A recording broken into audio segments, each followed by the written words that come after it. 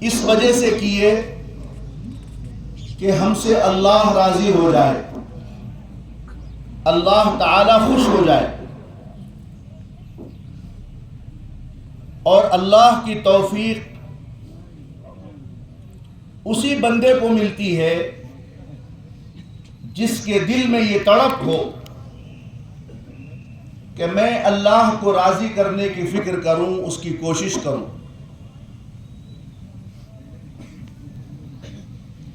آپ غور فرمائیے، رمضان کا پورا مہینہ بندہ محض اللہ کے حکم کو پورا کرنے کے لیے کھانے پینے سے رکے رہا،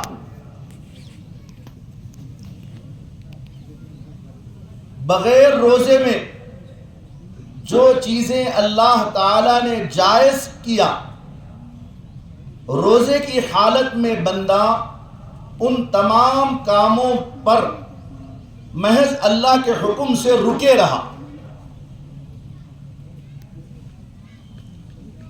قرآن کریم میں اللہ تعالیٰ نے فرمایا، یا ایھا الذین آمنوا کتب علیکم الصیام،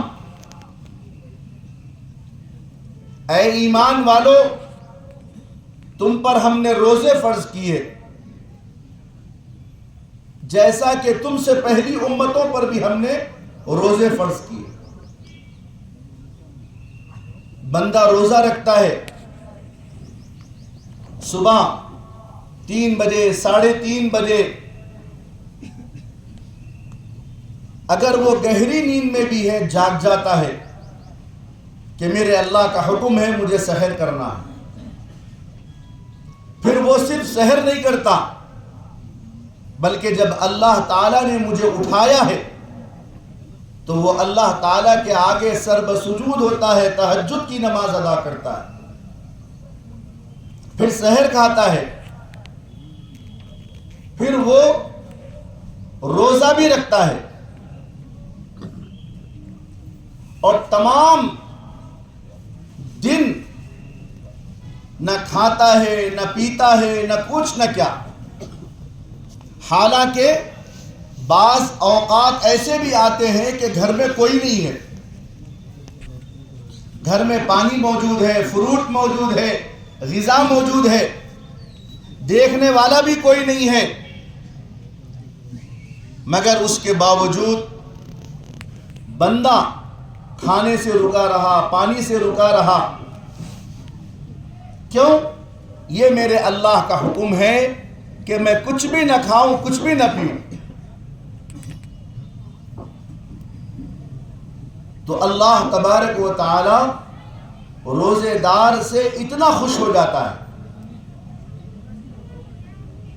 اور پھر آپ دیکھیے نماز پڑھنے کا یہ ثواب، اللہ کا ذکر کرنے کا یہ ثواب، قرآن پاک کی تلاوت کرنے پر ہر حرف پر اللہ تعالیٰ 10 نیکیاں عطا فرماتا ہے، اس کا ثواب۔ روزے دار کا کیا ثواب ہے؟ کہیں نہیں ہے روزے دار کا یہ ثواب ہے۔ اللہ تعالیٰ نے ارشاد فرمایا، الصوم لی وانا اجزا بہ، بندہ روزہ میرے لیے رکھتا ہے اور اس کا بدلہ کیا ہے؟ میں خود ہوں۔ کتابوں میں ایک واقعہ لکھا ہے، محمود غزنوی ایک بادشاہ گزرے ہیں، بہت انصاف پسند بادشاہ۔ ان کا ایک نوکر تھا ایاز۔ ایاز ایک غریب انسان تھا، پہلے سے جو وہاں بادشاہ کے درباری تھے، ایاز سے بادشاہ بڑی محبت کرتا تھا، تو سارے لوگ جلتے تھے ایاز سے۔ ایک دن بادشاہ نے سارے درباریوں سے کہا کہ یہاں آ جاؤ، خزانچی کو بلایا، آج ہمارا خزانہ کھول دو، زمین کے پیپرات رکھ دو، ہیرے جواہرات رکھ دو، روپیہ پیسہ رکھ دو. اور بادشاہ نے اعلان کیا جس کا جی جو چاہے وہ اٹھا لو، وہ اسی کا ہے. کسی نے زمین کے پیپرات اٹھائے، کسی نے ہیرے جواہرات اٹھائے، کسی نے روپیہ اور پیسہ اٹھایا. یہ ایاس چپ چاپ دیکھتا رہا. بادشاہ نے کہا ایاس تم بھی کچھ اٹھا لو. اب جب ایاس کی باری آئی تو وہاں بہت سارے ہیرے جواہرات ہیں. سب درباری ہنسنے لگے. ہم تو شروع سے کہتے تھے یہ بے وقوف ہے، اس نے کچھ نہیں اٹھایا. ایاز آگے بڑھا اور جا کے بادشاہ کے سر پر ہاتھ رکھ دیا. تو بادشاہ نے پوچھا ایاز میرے سر پر کیوں ہاتھ رکھے؟ ایاز نے کہا بادشاہ سلامت، میں آپ کو لیتا ہوں، آپ میرے ہیں. سارے درباری ہنسنے لگے. یہ بے وقوف ہے، ایک بوڑھے کے سر پر ہاتھ رکھنے سے اسے کیا ملے گا؟ ایاز نے کہا بے وقوف میں نہیں، بے وقوف تم لوگ. تم فقط ہیرے جواہرات اٹھائے، تم پیسہ اور لتا اور زمین کے کاغذات اٹھائے. میں تو بادشاہ کو اپنا بنا لیا، بادشاہ کا جو ہے وہ میرا. یہاں حق تعالی شانہ نے فرمایا الصوم لی وانا اجزا بہ. بندہ روزہ میرے لیے رکھتا ہے اور روزے دار کا بدلہ میں خود ہوں. میں خود ہوں اس کا بدلہ. کیسے؟ اللہ کو نہ کھانے کی ضرورت ہے، اللہ کو نہ پینے کی ضرورت ہے، اللہ کو نہ بیوی کی ضرورت ہے. قل هو اللہ احد اللہ الصمد لم یلد ولم یولد ولم یکن له کفوا احد. کہہ دیجئے اے نبی اللہ ایک ہے، بے نیاز ہے، نہ وہ کسی کی اولاد ہے، نہ اس سے کوئی اولاد ہے، نہ اس کا کوئی خاندان رشتہ دار. تو اللہ نے فرمایا کھانے کی مجھے ضرورت نہیں. بندہ مجھے راضی کرنے کے لیے کھانے کی ضرورت اس کو تھی، مگر میرے حکم سے اس نے کھانا بند کر دیا. پینے کی ضرورت مجھے نہیں، میرے بندے کو ضرورت تھی پینے کی، مگر میرے حکم کی وجہ سے اس نے پینا بند کر دیا. اسے بیوی کی ضرورت ہے، مجھے ضرورت نہیں ہے، لیکن میرے حکم کے خاطر روزے کی حالت میں بیوی کے قریب بھی نہیں گیا. تو اللہ فرماتے ہیں روزے کی حالت میں اور وہ تقریباً برابر ہو جاتے ہیں. تو اللہ تعالیٰ نے فرمایا روزے دار کا بدلہ میں خود ہوں، روزے دار کا بدلہ میں خود ہوں. پھر فرمایا جب یہ روزے دار بندہ روزے محشر آئے گا تو اللہ تبارک و تعالی جنت میں جانے کے لیے 8 دروازے رکھے ہیں. اس میں سے ایک دروازہ ہے باب الریان. فرمایا اس دروازے سے صرف روزے دار داخل ہوں گے، کوئی اور نہیں جائے گا. بعض دعوتوں میں بعض پروگراموں میں جاتے ہیں وی آئی پی گیٹ ہوتا ہے، اس سے صرف وی آئی پی لوگ جاتے ہیں. قیامت کے دن بہت سارے سیکشن ہوں گے، ایک سیکشن وی آئی پیز کا وہ ہوگا جو روزے دار ہوں گے. باب الریان سے وہ جنت کے اندر جائیں گے. اور پھر اللہ تعالیٰ نے فرمایا روزے دار کے معدہ خالی ہونے کی وجہ سے روزے دار کے منہ سے بدبو آتی ہے. اللہ تعالیٰ کے نزدیک مشک عنبر سے زیادہ خوشبو ہوتی ہے. اللہ تعالیٰ کے نزدیک اتنا اہتمام ہے. اچھا پھر یہیں پر بس نہیں کیا، اللہ نے فرمایا للصائم فرحتان. فرمایا روزے دار کو اللہ تعالیٰ 2 خوشیاں عطا کرتا ہے. ایک خوشی افطار کے موقع پر ہوتی ہے اور ایک خوشی اللہ سے ملاقات کے وقت میں ہوتی ہے. آپ دیکھو بندہ جب افطار کا موقع ہوتا ہے تو افطار کے موقع پر ایک عجیب قسم کی خوشی دل میں ہوتی ہے کہ اب مجھے افطار کرنا ہے، مجھے کھانا ہے، اور اللہ سے دعائیں کرتا ہے۔ اسی لیے اللہ تعالیٰ افطار کے وقت کی دعاؤں کو قبول فرماتا ہے، اور پھر اللہ سے ملاقات کے وقت تو سب کچھ ہوتا ہے۔ پھر اللہ تعالیٰ نے فرمایا میرا بندہ دن بھر اپنے کاموں میں رہا، بھوکے پیاسے، روزہ رکھا، رات کو تراویح پڑھی، قرآن کریم کو سنا تراویح میں، اور مجھ کو راضی کرنے کی فکر اور کوشش کرتا رہا۔ پھر اس کے بعد ایک وقت آیا، اللہ تعالیٰ نے فرمایا کہ اب میرے بندوں کو ایک خوشی کا موقع میں عطا کروں۔ وہ خوشی کا موقع کیا ہے؟ یہ عید کا موقع ہے۔ رمضان پر بندہ روزہ رکھا، اب اللہ نے فرمایا کہ جاؤ جنگل بیابان میں نکل جاؤ، ہاں بند کرا دو،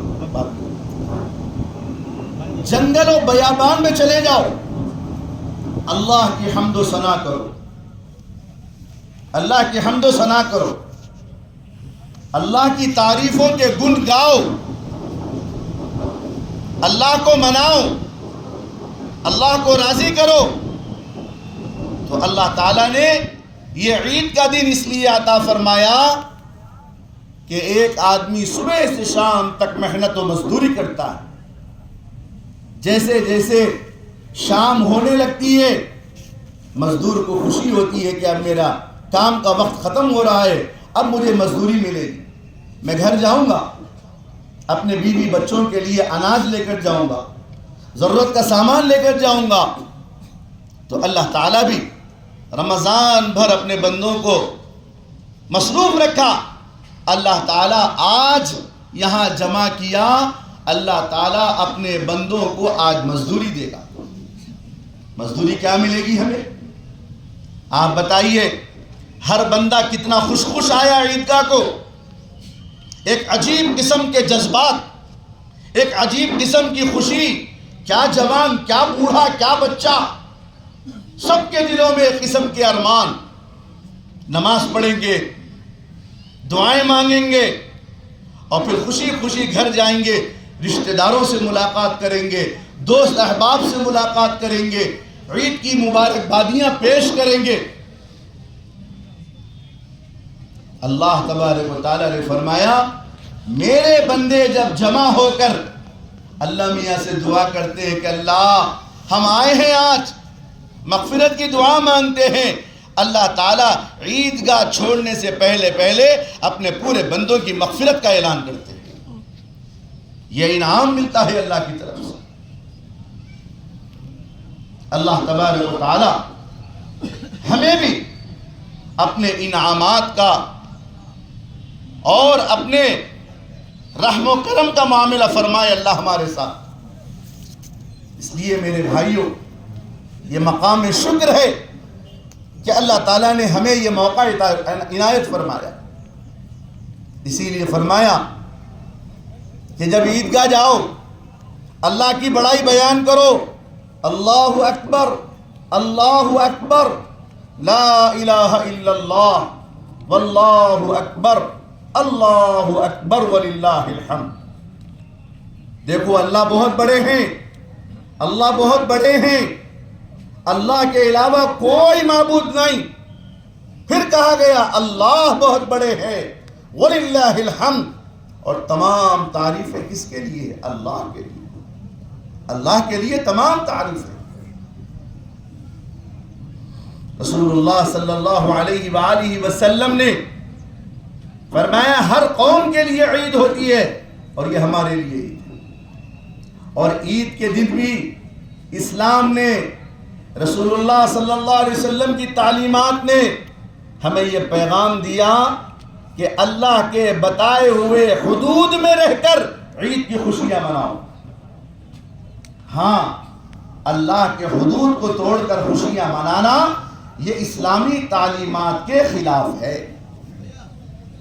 آپ دیکھ لیجئے مذہب اسلام کی خوبصورتی، چاہے کوئی بھی موقع ہو، اللہ تبارک و تعالیٰ نے اور تعلیمات نبویہ نے ہمیں اسلامی حدود کو توڑ کر خوشیاں منانے کی اجازت نہیں دی۔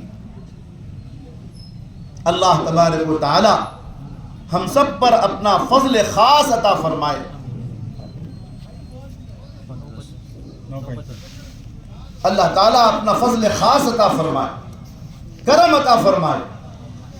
اس لیے میرے بھائیوں، آپ اللہ تعالیٰ کا شکر ادا کریں۔ جتنا ان کا شکر ادا کریں گے وہ کم ہے اللہ کا۔ اللہ کی کیا کیا نعمتیں آج ہمارے سروں پر ہیں۔ اس لیے فرمایا یا ایھا الانسان ما غرک بربک الکریم، اے انسان تجھے کس چیز نے اپنے پروردگار سے دھوکے میں ڈال دیا؟ آؤ آپ اور ہم مل کر اپنے پروردگار کو منائیں، اپنے پروردگار کے سامنے عہد کریں اس بات کا کہ اے اللہ آپ نے توفیق بخشی، ہم نے روزے رکھے، اللہ ہم نے جو آپ کی توفیق ہوئی رمضان میں خرچ کیا، غریبوں کے ساتھ ہمدردی کا معاملہ کیا، بھائی چارگی اخوت کا معاملہ کیا، اللہ کی توفیق سے یہ ممکن ہوا۔ اس لیے اللہ تبارک و تعالی سے اس بات کی دعا مانگے کہ اللہ تعالی آج ہم یہاں عید کے دن آئے ہیں، ہم نے جو کچھ کیے ہیں اعمال آپ اس کو قبول فرما لیجیے۔ میرے بھائیوں، حضرت ابراہیم، حضرت اسماعیل باپ بیٹے ہیں، پیغمبر ہیں وقت کے، اللہ نے ان کے ذمے کام لگایا۔ کام کیا تھا؟ اللہ کے گھر خانہ کعبہ کی تعمیر کرنا۔ دونوں نے خانہ کعبہ کی تعمیر کر دی۔ کرنے کے بعد حضرت ابراہیم علی نبینا علیہ الصلاۃ والسلام نے اللہ تعالی سے دعا فرمائی، ربنا تقبل منا انک انت السمیع العلیم، اے ہمارے رب تو قبول فرما یہ جو کام ہم نے کیا۔ اللہ یہ کام کر کے ہم اترارے نہیں، یہ کام کر کے ہم اپنی بڑائی نہیں بیان کر رہے ہیں، اے اللہ آپ کی توفیق سے یہ کام ممکن ہوا، آپ اسے قبول فرما لیجیے۔ تو اس لیے میرے بھائیوں،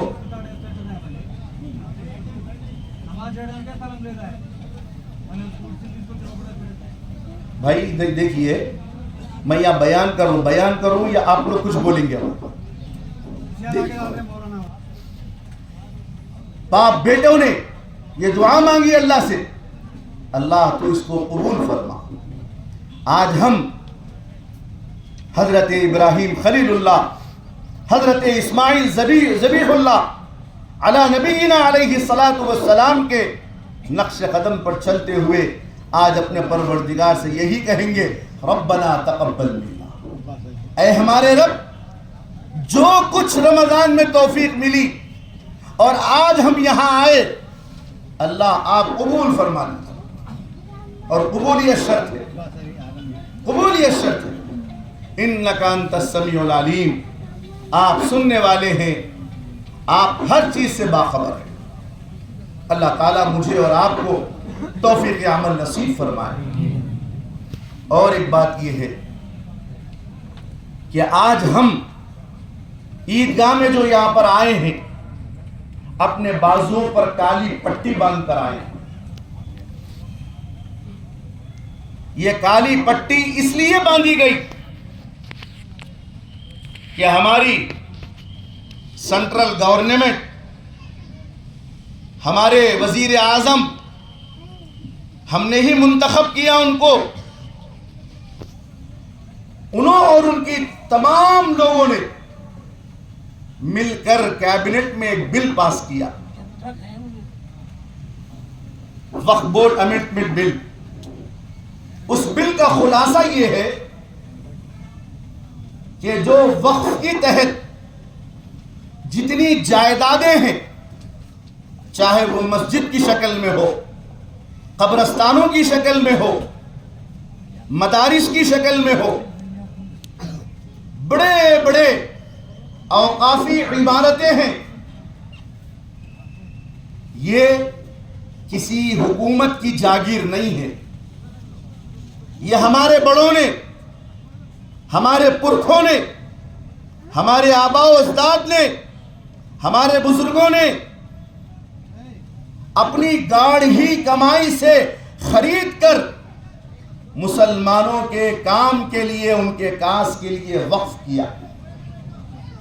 اللہ کا کرم ہے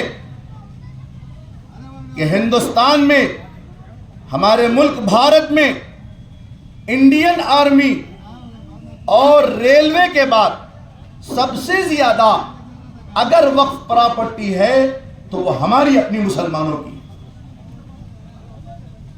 ملک کی آزادی کے بعد ایک قانون بنایا گیا، وقف بورڈ بنایا گیا کہ حکومت اس کی نگرانی کرے گی. چنانچہ وقف کے پروگرام بدلتے رہے. پھر آج ایک نیا قانون یہ لایا گیا کہ وقف کے اندر جتنی زمینیں ہیں ان تمام زمینوں کو حکومت ہڑپنا چاہتی ہے. حکومت کی نیت خراب ہے. وہ ایسا بل لا رہی ہے کہ اس بل کے اندر کلکٹر کو یہ اختیار دیا جائے گا کہ اگر کوئی جا کر شکایت کر دے کلکٹر سے کہ یہ مسجد ہے، یہ مدرسہ ہے، یہ قبرستان ہے، اس کا کوئی اندراج نہیں ہے، ہم یہ چاہتے ہیں کہ یہ زمین مسلمانوں کی نہیں ہے، تو کلکٹر کو یہ پاور دیا جا رہا ہے کہ وہ اپنی ایک دستخط کے ذریعے سے وہ مسجد، وہ مدرسہ، وہ قبرستان کی زمین چھین سکتا ہے. اس سے صاف ظاہر ہو رہا کہ حکومت کی نیت خراب ہے. حکومت اپنی کسی غلطی کی وجہ سے قلاش، لاچار، مجبور ہو گئے. ہمارے ملک کی آمدنی، ہمارے ملک کا معاش بگڑ گیا. $8 90 روپیز کے قریب پہنچ گیا. تو تمہاری غلطیوں کی سزا ہمیں کیوں؟ ہماری جائیدادوں پر آپ کی نظر کیوں؟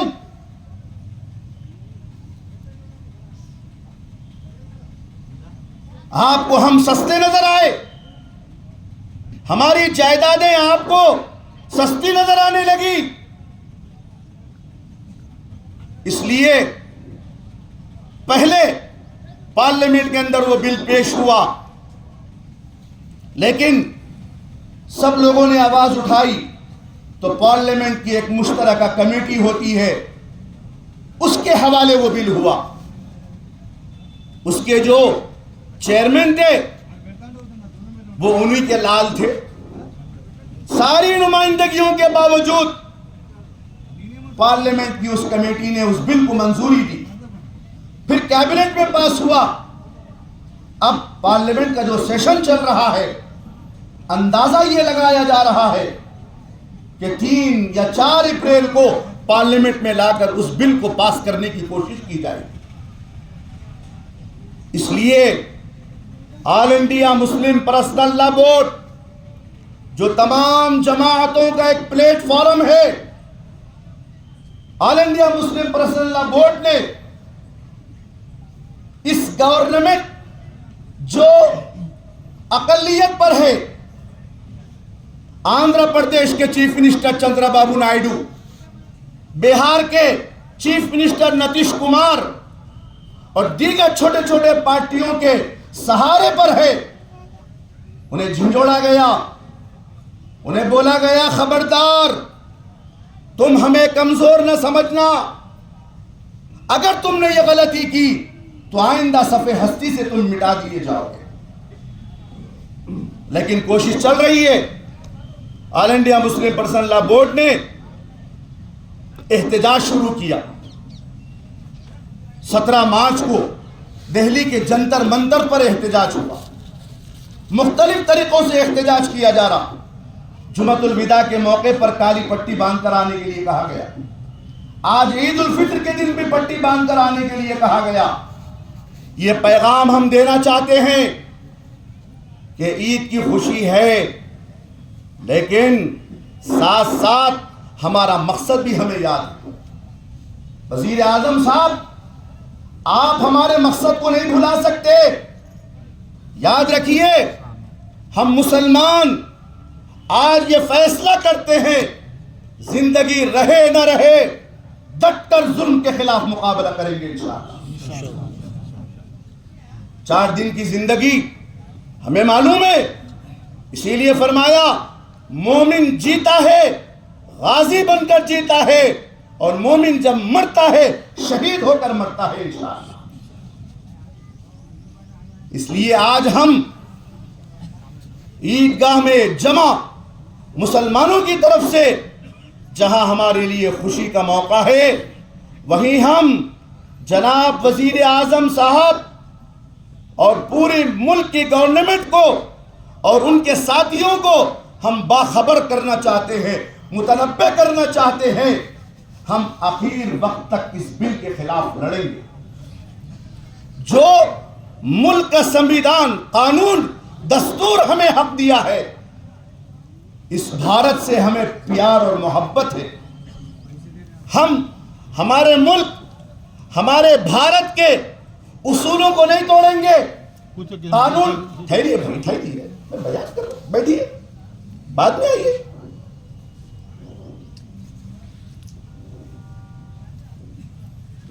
ہم صاف کہہ دینا چاہتے ہیں، یہ بھارت ہمارا ملک ہے. ہمارے مسلمان بھائیوں نے، علماء اکرام نے، برادران وطن نے مہاتما گاندھی کو افریقہ سے بلا کر یہاں ہیرو بنایا. بابو جگجیون رام کے پتلے جگہ جگہ نظر آتے ہیں. یہ وہ صاحب ہیں جنہوں نے یہ کہا تھا کہ میں آزادی کا تصور اپنے ذہن سے نکال دیا تھا.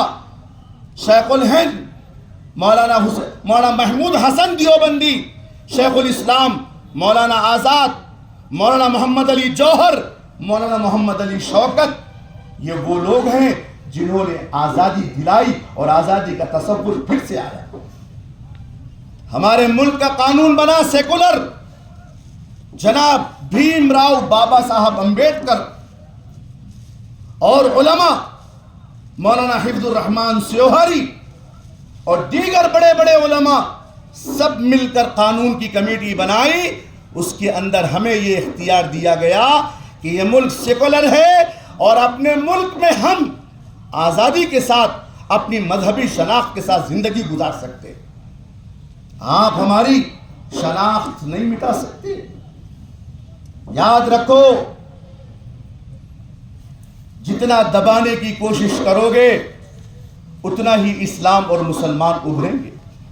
آج سے نہیں، رسول اللہ صلی اللہ علیہ وآلہ وسلم کے زمانے سے چل رہا ہے. اس لیے میرے بھائیوں،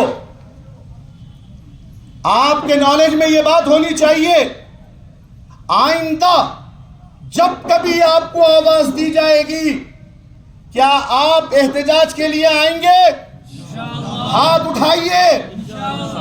میڈیا والے ہیں تو بلائیے یہاں اندر، میڈیا والوں کو بلاؤ اندر یہاں.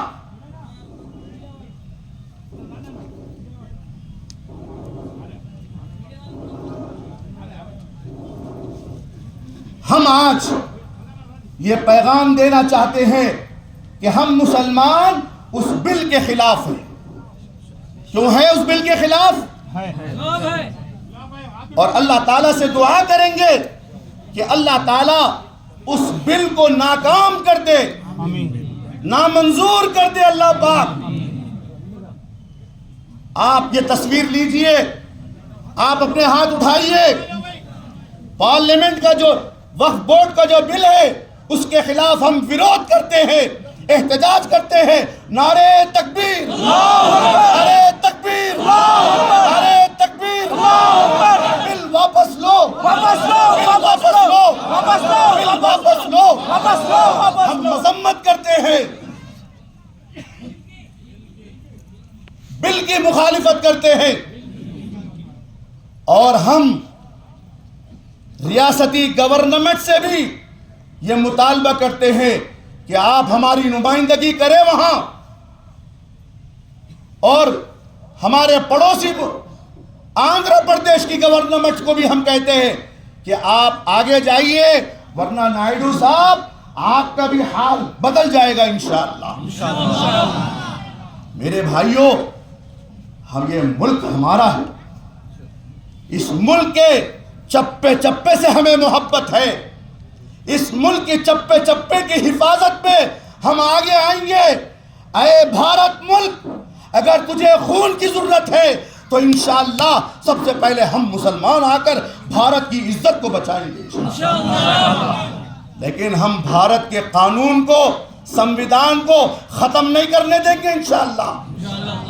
اور یہ مسئلہ مشہور ہے، جب بھیڑیوں کو موت آتی ہے شہر کا رخ کرتا ہے، شہر کا رخ کرتا ہے۔ آئے گا انشاءاللہ، زوال آئے گا۔ ہاں بس کوشش یہ کرنا ہے کہ اللہ کو ہم راضی کریں، اللہ سے منائیں، اللہ کو منا لیں، اور اللہ ہمارے ہیں۔ اللہ کو اگر ہم راضی کر لیں گے، حالات کچھ بھی آئیں گے، مسلمانوں مایوس نہیں ہونا، بالکل مایوس نہیں۔ مسلمان کبھی مایوس نہیں ہوتا۔ رسول اللہ صلی اللہ علیہ وسلم کے زمانے میں صحابہ کو دبایا گیا، کہا گیا الذین قال لهم الناس ان الناس قد جمعوا لكم فاخشوهم فزادهم ایمانا۔ صحابہ سے کہا گیا مکے سے قافلہ آ رہا تم پر حملہ کرے گا، ڈرایا گیا۔ صحابہ نے کیا فرمایا؟ جب یہ خبر ہمارے پاس آئی ہمارا ایمان بڑھ گیا اور کہا حسبنا اللہ ونعم الوکیل، اللہ ہمارے لیے کافی ہے، ہم ان مکاروں سے نہیں ڈرتے۔ اور فرمایا وَمَكَرُوا وَمَكَرَ اللَّهُ، تم 1000 تدبیریں اختیار کرو، واللہ خیر الماکرین، اللہ تعالیٰ بہترین تدبیر کرنے والا ہے۔ ہم مسلمانوں کا ایمان اللہ کی ذات پر ہے، اللہ کی ذات پر ہے۔ ہم دعا کریں گے، اپنے اللہ کو منا لیں گے، روئیں گے، تڑپیں گے، اور ادھر ملک نے ہمیں جو قانون دیا ہے، ہمارے بھارت نے قانون جو دیا ہے ہمیں، اس قانون میں رہ کر ہم ہمیشہ انشاءاللہ اس کا احتجاج کریں گے۔ مجھے امید ہے کہ اللہ تعالیٰ انشاءاللہ اس بل کو نامنظور کرے گا، اور آئندہ اگر خدا نخواستہ ضرورت پڑی ہم جب بھی آواز دیں گے آپ لبیک کہتے ہوئے آ جائیں گے، اپنے ساری مصروفیت کو چھوڑ کر کہیے انشاءاللہ۔